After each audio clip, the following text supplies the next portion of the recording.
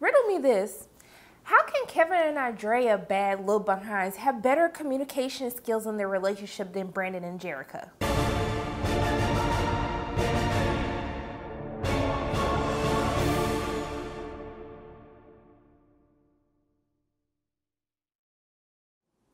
Hey everyone, it's Sharana from Pay Your Weight, and today I'm going to be reviewing The Chi, Episode 7, The Whistle. Okay, we got 3 episodes left. Like, where does the time fly? Okay, 3 episodes. Like, can we make this like for season 2 is longer than 10 episodes? Okay, please and thanks in advance. So I'm gonna start with one of my faves outside of Grandma, and we're gonna talk about these kids because I miss the kids. We didn't see the kids last week, and you know what? They just gave me so much joy. Okay, they're just delightful to watch, okay? And so you see the kids, it starts out with Kevin.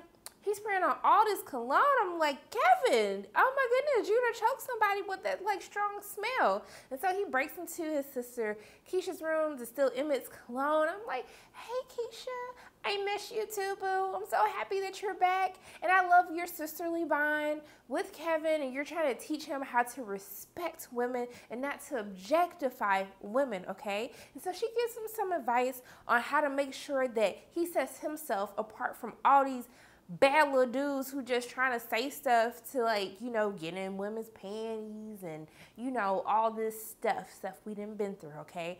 And so you see the kids, they're still rehearsing for the play, and Papa, he's my favorite, okay, because he's absolutely hilarious, and he was like, look, watch, she finna mess up.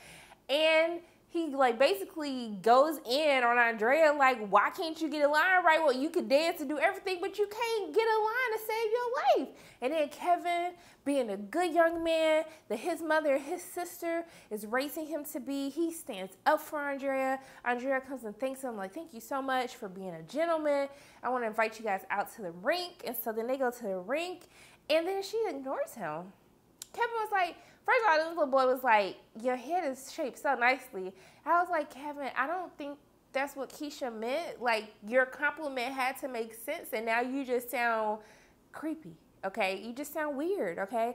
So he asked Andrea to dance with him, and she was like, maybe later. And I'm like, Andrea, like, didn't you invite him out? Like, why are you giving him the cold shoulder? And so then that's what leads him to take advice from his dumb little friends, telling him to go ask Maisha to dance. You know, you got to make her jealous. You got to, basically, we're perpetuating this cycle of playing games. We cannot be doing this with our youth. Let's teach them great communication skills. Okay, so he goes to ask Maisha to dance, and, you know, she was like, thank you. I know you like my cousin, but thank you for asking me to dance.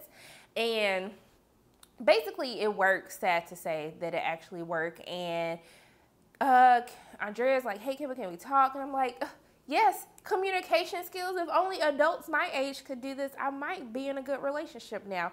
But they talk things out, they settle it, squash it, and then she gives him a kiss. And then I was like excited. I was like, Kevin, yes!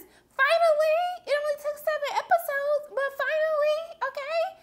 So, but then we see Maisha is so sad. I was like, dear, because like you were creepy too, but I like you now, and I want to still learn more about like her background. And so you just feel sad, but you're still happy for Kevin at the same time. It's a very hard dilemma, you know. It's a hard dilemma that he has. So hopefully he figures it out. I think he might end up liking Maisha. Who knows? I don't know. That's just me assuming, okay?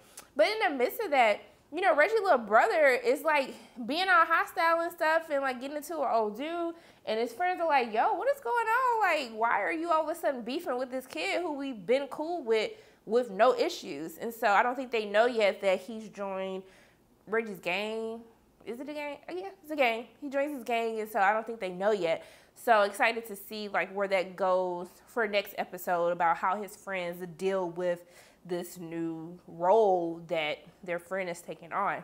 So let's get Ronnie limping behind out the way. So Ronnie's still limping around the town, okay? And so he finds Tracy and asks Tracy like, yo, like, why didn't you tell me about this baby? And Tracy's like, sir, you have been gone for how long? Like, Like, Jason didn't tell you because he was embarrassed by you. You don't do nothing. You ain't got no job. You ain't doing nothing with your life. He was embarrassed. So why would anybody tell you? Like, why are you coming to me like it's an issue now? Even though I do think Tracy is wrong, basically saying that this girl was trying to use him.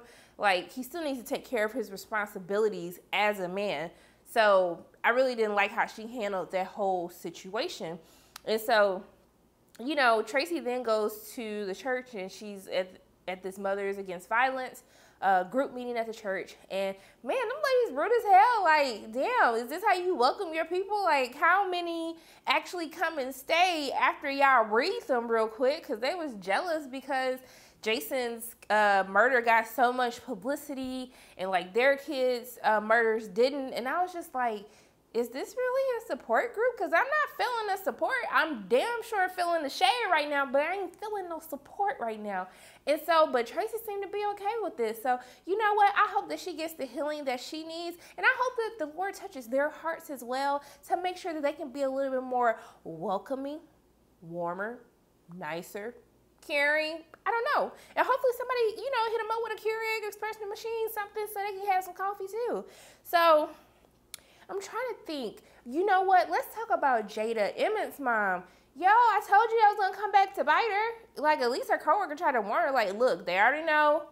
They got you on camera. They know you stole it, so get your story together. But she asking for you now. So I do appreciate the coworker at least giving her the heads up. But it sucks because I was just like, yeah, like, don't they normally have inventory? You got to sign and take medication out. Don't they have cameras? Like, you ain't just going to willy-nilly walk up in a hospital and just take some supplies without anybody noticing. And so you see that she's crying at the end when Emmett comes home. So I'm assuming she got fired, which really, really sucks because I know she was trying to do the right thing. And now, like, she basically doesn't have a job or income. So I don't know how that is actually going to play out for her. But Emmett, you know what? I'm always so hard on you. But I see that you're trying to change. You're trying to become a good father to your crying baby, okay? I saw somebody on Twitter and they was like, get that baby an Emmy. And I was like, you know what? That baby cries so much, it be having me stressed out when I see the baby crying, okay? So the baby does deserve an Emmy. So I hope that you guys just pick one episode because it doesn't matter because he's crying hysterically every single episode, and just get that baby nominated, okay? Bless him, okay? Bless him in his lungs and his throat, because I'm sure it hurts from all this screaming and crying. I don't even know how to get this baby to scream and cry on cue like that, okay? So you see that at the end of the episode, his baby mama come back and like, yo, I want the baby back. And we like, girl, where you been? Where you been? Like, we're on episode 7. I thought you left the baby for a weekend or like a week. But you've been gone for a minute, ma'am. He's established childcare. You saw that he was like 2 weeks behind. So you've been gone for a minute. But like on the flip side, like I can't be mad at her because she was raising a baby by herself. He wasn't claiming a baby. He wasn't paying her any child support or anything like that. So like I'm just conflicted because they both wrong on both sides. So like there's no one side I can take over the other, but it's still just crazy. Like, where did you just pop up from out of the blue? But during this episode, we see that Q kind of took Emmett under his wing. I guess kind of. I don't even know if Q is someone that should be influencing Emmett because he already made bad decisions, but who knows, okay? So basically, Emmett goes with Q. Q shows him all the guns when he comes to Sonny's to work a shift. And so he's like, hey, I'm going to let you can make some extra money. Just help me with these guns. And I'm like, Q, I thought you was against, like, bringing the youth into all this life. But we see that he goes to the church rally to keep the guns off the streets. And they're selling the guns back to the cops. And so the cops like, bruh, where you get all these guns? And he was like, bruh, I thought you said no questions asked. You just want to get the guns off the streets. I'm helping you get the guns off the street. Give me my coins. Run me my money, okay? And stop asking questions. So he sells all the guns, and then he has this awkward look with Tracy, which I'm still waiting on them to prove me correct that he is Jason's father, okay? But you see that Q's so petty, but I love it, okay? Q basically takes all the money and the gift cards that he got from selling the guns, and then he tells Emmett, like, hey, go give it to T, and, you know, tell him thank you for helping keep our street safe. And I was like, yo, you really gonna have Emmett do that? And I was like, Emmett, your dumb behind really finna go do that? But Emmett got scared. But I was like, you know what? I appreciate you getting scared and just telling him, like, hey, I do not feel comfortable doing this. I was like, I respect you for that, Emmett. And Q was like, it's okay. And so he goes and tells T looking like, he just looked embarrassed. And so we see that T had already went and beat Reggie behind for basically allowing this to happen. And he threatened to kill him, you know, if something happens again. And so we get a little bit of a backstory about Q, and he was like, what do you think I hustle? When he's talking to Emmett, he's like, no, he's like, I run shit. And I was like, oh, tell him, Q, you run shit, okay? And he basically said he used to run things around town back in the day, and then something happened, and he took a step back. I don't know what that is.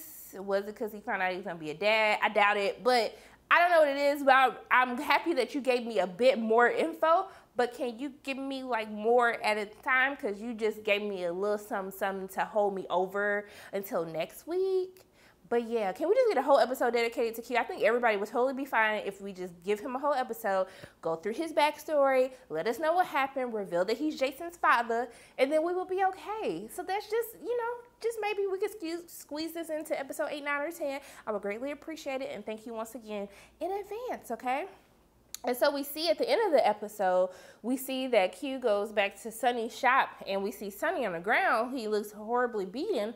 And then Reggie done behind, come out, pulls a gun on Q, and I'm just like, oh snap, what is about to happen? And so I'm ready for next week already, and it's like only been a couple of minutes since I didn't watch the episode. So last but not least, you know what, Brandon wasn't that much of a dummy. He was a dummy. Brandon the dummy.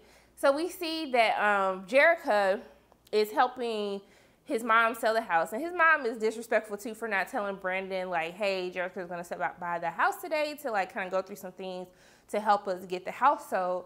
And so they like, we think they about to talk, but they don't talk. And I'm just kind of confused. It's just like, why are you so passive aggressive? Like, can y'all at least just have a closure conversation and just dead it if that's what you want to do? But I just feel like, Jericho, you're being a little bit childish at this point where you have a right to be upset.